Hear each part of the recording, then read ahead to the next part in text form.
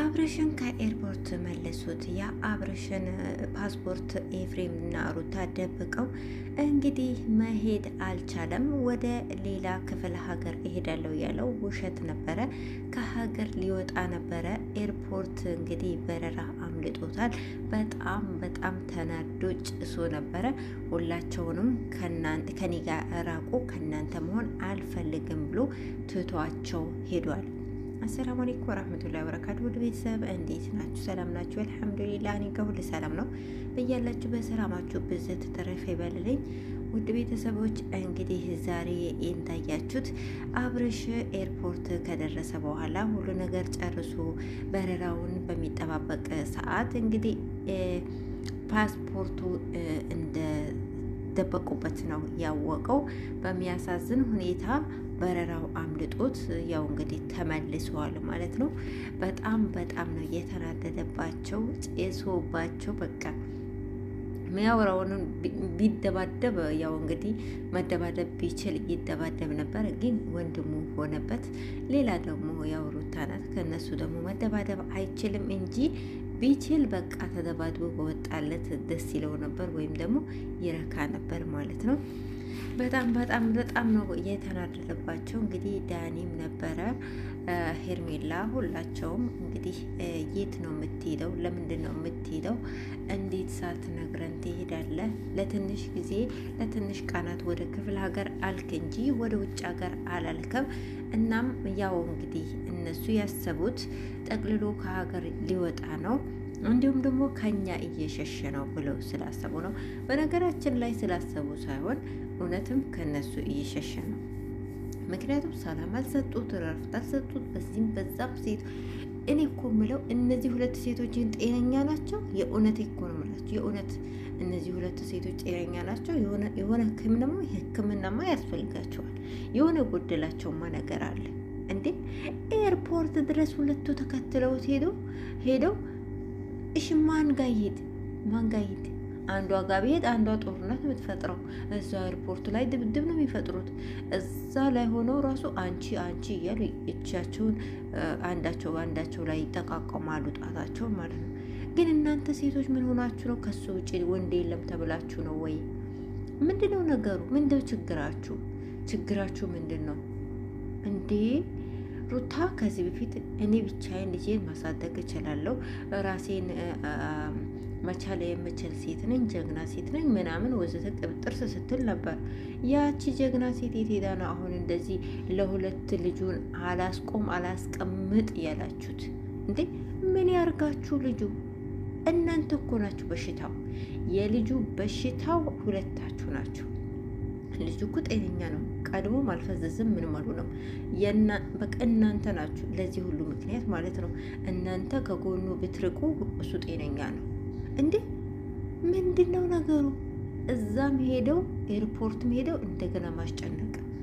አትሄድም? ግብ ይሄድ፣ እረፍት ያደርግ፣ አይምሮውን ፈታ ያደርግ፣ የሆነ በቃ አየር ይቀይር። አንድ ሰው ታሞ እኛ ሀገር ከክፍለ ሀገር ወደ አዲስ አበባ የታመመ ሰው ካለ ወደ ክፍለ ሀገር ሄዶ ነፋሻ አየር የገጠሩን በቃ ንጹህ አየር ሲቀበል ትንሽ ይሻለዋል።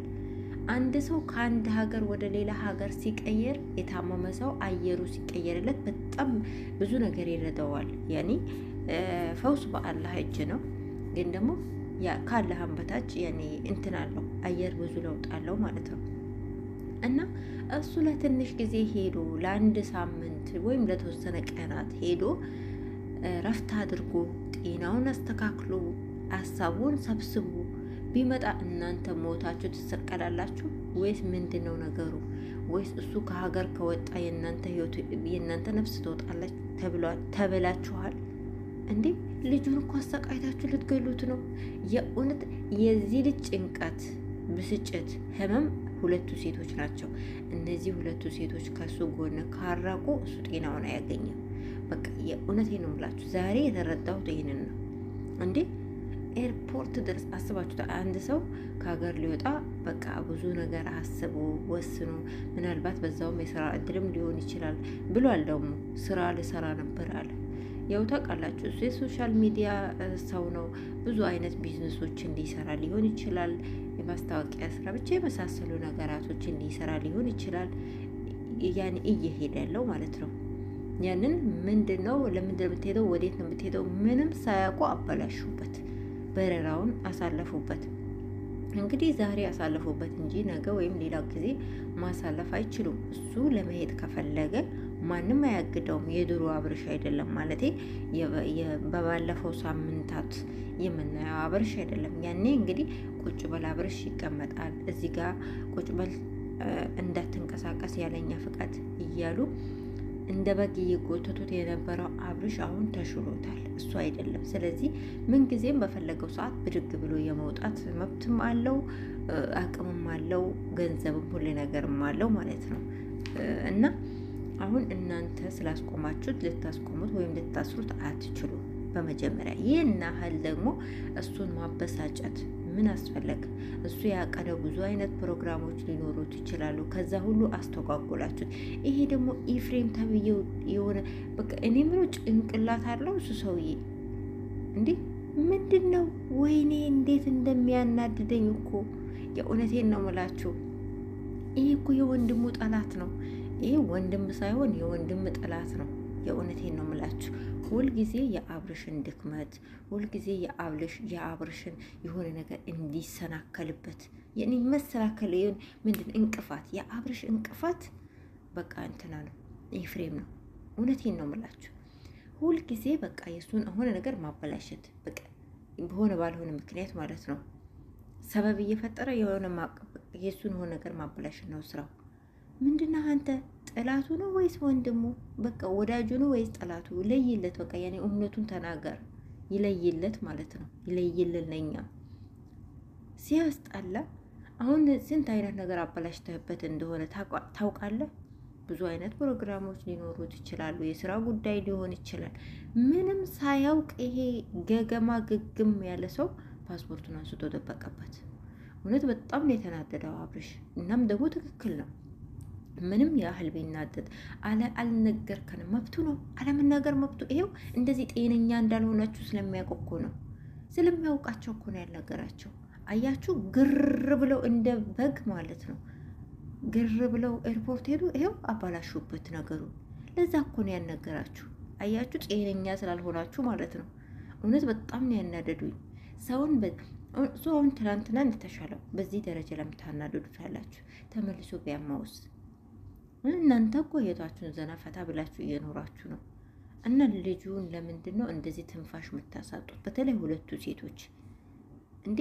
እስኪ ጥጋችሁን ያዙ። እስኪ ሌላም ወንድ እኮ አለ፣ ፍቱት ልጁን። እንዲመርጥም እኮ እድል አልሰጣችሁትም፣ እንዲያስብም በቃ ጊዜ አልሰጣችሁትም። ወይኔ ወይኔ!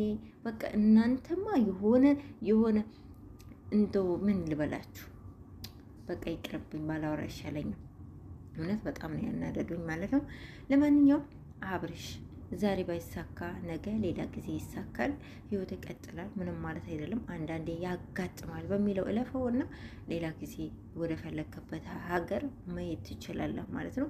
እነዚህ ሁለት ሴቶች እንግዲህ ያው እንግዲህ ልቦና ይስጣቸው ነው የሚባል፣ ሌላ ምንም አልላቸው።